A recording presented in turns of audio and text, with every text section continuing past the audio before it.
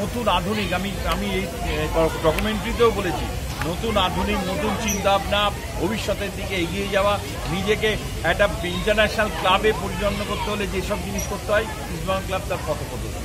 দেখো, এই ডকুমেন্টারিটা খুব দরকার ছিল। 100 বছর পরেও কেউ যদি ইস্টবেঙ্গল ক্লাব নিয়ে চিন্তা করে তাহলে এই ডকুমেন্টারিটাতে মোটামুটি বুঝতে পারে ইস্টবেঙ্গল ক্লাবের কী অবস্থা ছিল। আর আমি খুব ভালো লাগলো যে মুখ্যমন্ত্রী ইস্টবেঙ্গল ক্লাবের যারা স্পন্সার বা যারা ইনভেস্টার তাদের ইন্সপায়ার করার চেষ্টা করলো, তাদের বললো আরও বড় টিম করতে হবে, এবং আমার মনে হয় ভবিষ্যতে বড় টিম হবে।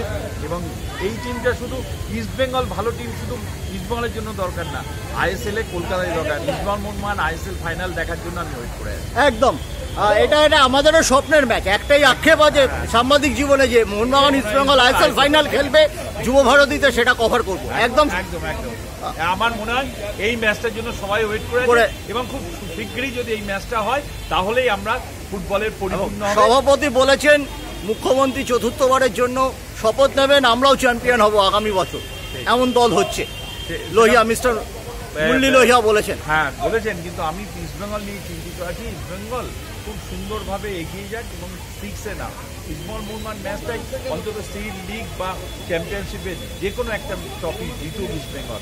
না হলে এতদিন ইস্টবেঙ্গল কিছু না পেয়ে বেশি দিন থাকতে পারে। ম্যানচেস্টার সিটি যদি ঘুরে দাঁড়াতে পারে, ইস্টবেঙ্গল নিশ্চয়ই ঘুরে দাঁড়াবে। ম্যানচেস্টার সিটি 5 বছর ধরে কি রেজাল্ট ছিল, এখন কি কোন জায়গায় গেছে? শুধু সঠিক পরিকল্পনার দরকার আছে। আর আমার মনে হয় কিছু মানে শিক্ষিত এই ফুটবলের সঙ্গে যুক্ত কিছু এনাদের সঙ্গে, যেটা উনি বলেছেন একটা অ্যাকশন কমিটি বলেছেন, উনি হয়তো ওনার ভাষায় বলেছেন, মানে অসাধারণ টেকনিক্যাল কথাটাই কিন্তু মুখ্যমন্ত্রী বলেছেন।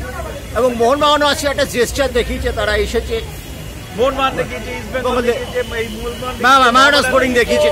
এটাই তো বড় জিনিস না। 100 বছর হয়েছে, এই টার্গেটটা মাথায় রেখে হবে।